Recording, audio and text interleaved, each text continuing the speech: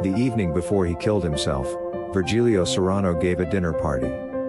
He invited 5 guests, friends and classmates in university, myself included. Since we lived on campus in barracks built by the U.S. Army, he sent his Packard to fetch us. Virgilio lived alone in a pre-war chalet that belonged to his family. 4 servants and a driver waited on him hand and foot.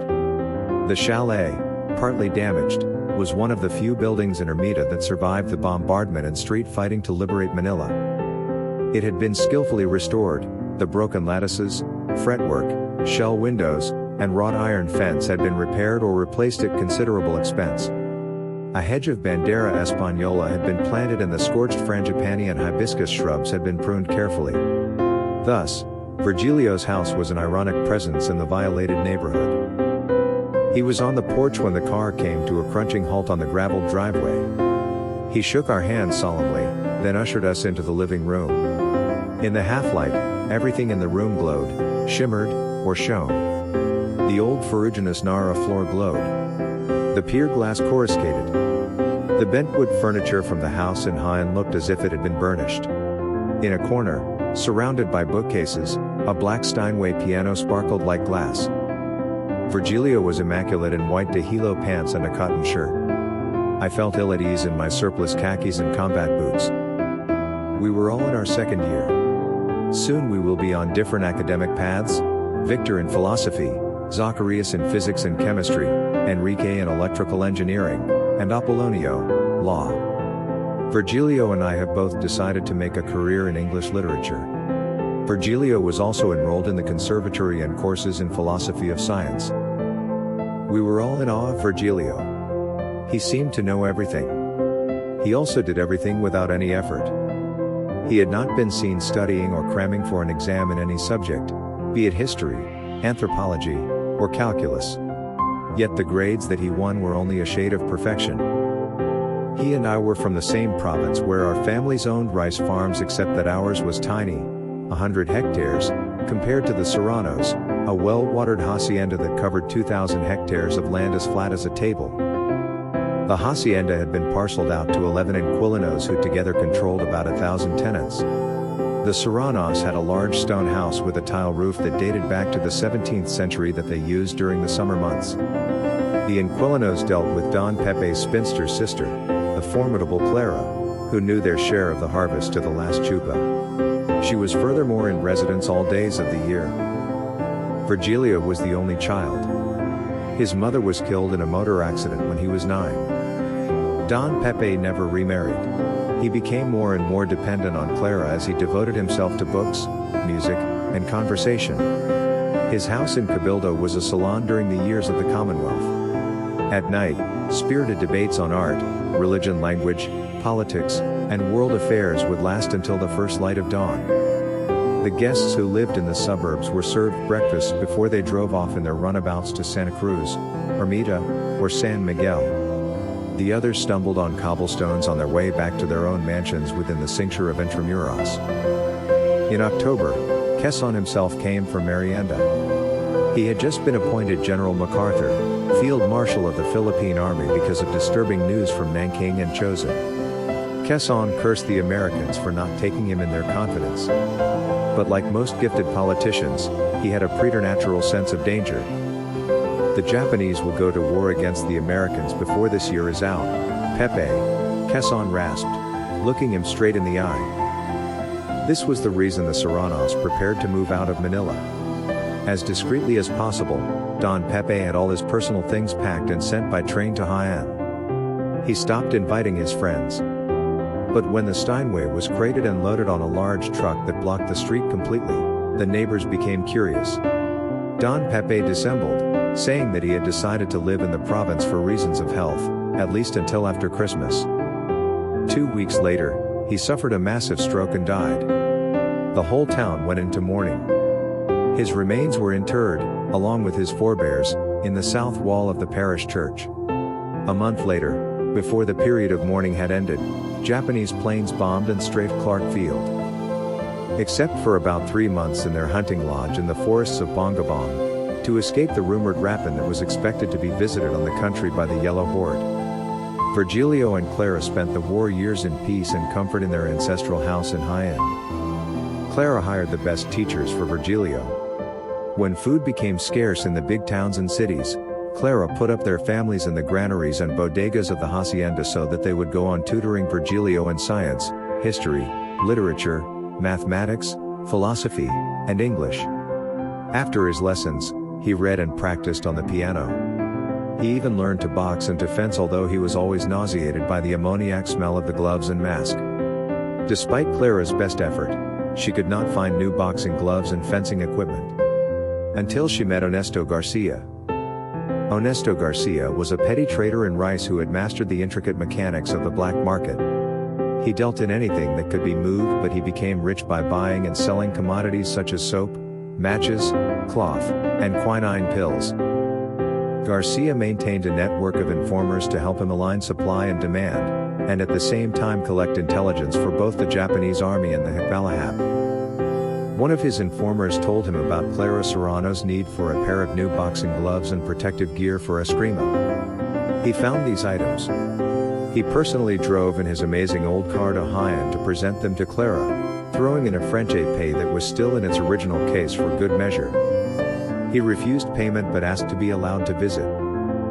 Ernesto Garcia was the son of a Kasama of the Villavicencios of Cabanatuan. By hard work and numerous acts of fealty, his father became an inquilino. Ernesto, the second of 6 children, however, made up his mind very early that he would break loose from farming. He reached the 7th grade, and although his father at that time had enough money to send him to high school, he decided to apprentice himself to a Chinese rice trader in Gapan. His wage was a few centavos a day, hardly enough for his meals, but after 2 years, he knew enough about the business to ask his father for a loan of 60 pesos to set himself up as a rice dealer. And then the war broke out. Ernesto was handsome in a rough-hewn way. He tended to be fat, but because he was tall he was an imposing figure. He was unschooled in the social graces. He preferred to eat, squatting before a dulong, with his fingers. Despite these deficiencies, he exuded an aura of arrogance and self-confidence. It was this trait that attracted Clara to him. Clara had never known strong-willed men, having grown up with effete persons like Don Pepe and compliant men like the inquilinos who were always silent in her presence. When Clara told Virgilio that Ernesto had proposed and that she was inclined to accept, Virgilio was not surprised. He also had grown to like Ernesto, who always came with unusual gifts. Once, Ernesto gave him a mina that Virgilio was able to teach within a few days to say good morning. How are you today? The wedding took place in June of the 2nd year of the war. It was a grand affair. The church and the house were decked in flowers. The inquilinos fell over each other to supply the wedding feast. Carts and sleds laden with squealing pigs, earthen water jars filled with squirming river fish, pullets bound at the shank-like posies, fragrant rice that had been husked in wooden mortars with pestles, the freshest eggs and demijohns of carabao milk for leche flan, and slews of vegetables and fruit that had been picked at exactly the right time descended on the big house. The wives and daughters of the tenants cooked the food in huge vats while their menfolk roasted the suckling pigs on spluttering coals. The quests were served on bamboo tables spread with banana leaves. The war was forgotten. A rondalla played the whole day. The children fought each other for the bladders of the pigs, which they blew up into balloons, and for the ears and tails of the lechon as they were lifted on their spits from the fire. The bride wore the traje de boda of Virgilio's mother, a masterpiece confected in Madrid of Belgian lace and seed pearls. The prettiest daughters of the inquilinos, dressed in organza and ribbons, held the long embroidered train of the wedding gown. Ernesto's family was awestruck by this display of wealth and power. They cringed and cowered in the sala of the big house, and all of them were too frightened to go to the comedor for the wedding lunch. Not very long after the wedding, Ernesto was running the hacienda. The inquilinos found him more congenial and understanding. At this time, the Hawks were already making demands on them for food and other necessities. The fall in the Serrano share would have been impossible to explain to Clara. In fact, the Hawks had established themselves on Carlos Valdefuers's parcel because his male children had joined the guerrilla group. Ernesto learned for the first time that the Hawks were primarily a political and not a resistance organization. They were spreading a foreign idea called scientific socialism that predicted the takeover of all lands by the workers. Ricardo Valdefuerza, who had taken instruction from Luis Taruc, was holding classes for the children of the other tenants. Ernesto was alarmed enough to take it up with Clara, who merely shrugged him off. How can illiterate farmers understand a complex idea like scientific socialism? She asked. But they seem to understand it, Ernesto expostulated, because it promises to give them the land that they farm. How is that possible? Quezon and the Americans will not allow it. They don't have the Torrens title, Clara said with finality. Carding Valdefuerza has been saying that all value comes from work. What we get as our share is surplus that we do not deserve because we did nothing to it. It rightly belongs to the workers, according to him. I myself don't understand this idea too clearly, but that is how it is being explained to the tenants. They are idle now. After the war, all this talk will vanish, Clara said. When American troops landed in Leyte, Clara was 4 months with a child. The table had been cleared. Little glasses of a pale Swedish wine were passed around. Victor pushed back his chair to slouch. The war has allowed us to change this country. The feudal order is being challenged all over the world. Mao Zedong has triumphed in China. Soon the revolution will be here. We have to help prepare the people for it, Victor declared. Why change? Virgilio asked. The pre-war order had brought prosperity and democracy. What you call feudalism is necessary to rebuild the country. Who will lead? The Hawks? The Young Turks of the Liberal Party? All they have are ideas, they have no capital. No power. The university was alive with talk of imminent revolutionary change.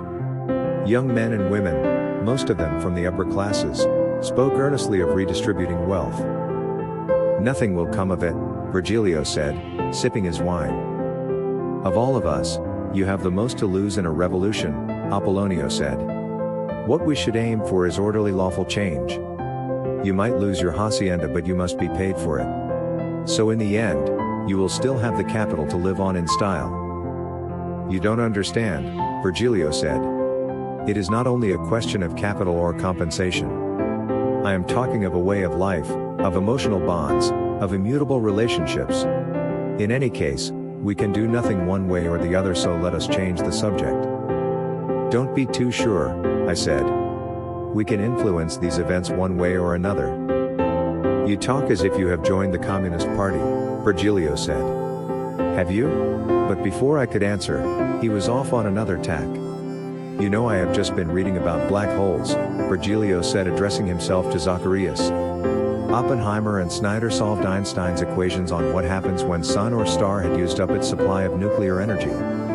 The star collapses gravitationally, disappears from view, and remains in a state of permanent freefall, collapsing endlessly inward into a gravitational pit without end. What a marvelous idea. Such ideas are art in the highest sense, but at the same time, the decisive proof of relativity, Virgilio enthused. Do you know that Einstein is embarrassed by these black holes? He considers them a diversion from his search for a unified theory, Zacharias said. Ah. The impulse towards simplicity.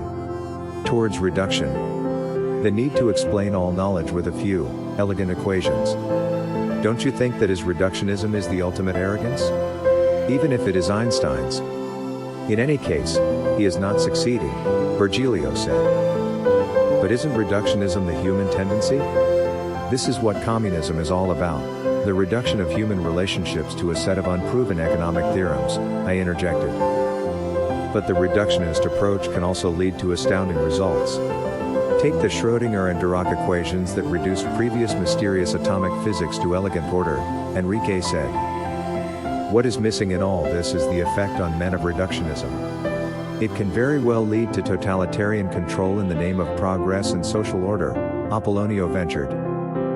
Let me resolve our debate by playing for you a piece that builds intuitively on 3 seemingly separate movements. This is Beethoven's Sonata, Opus 27, number 2.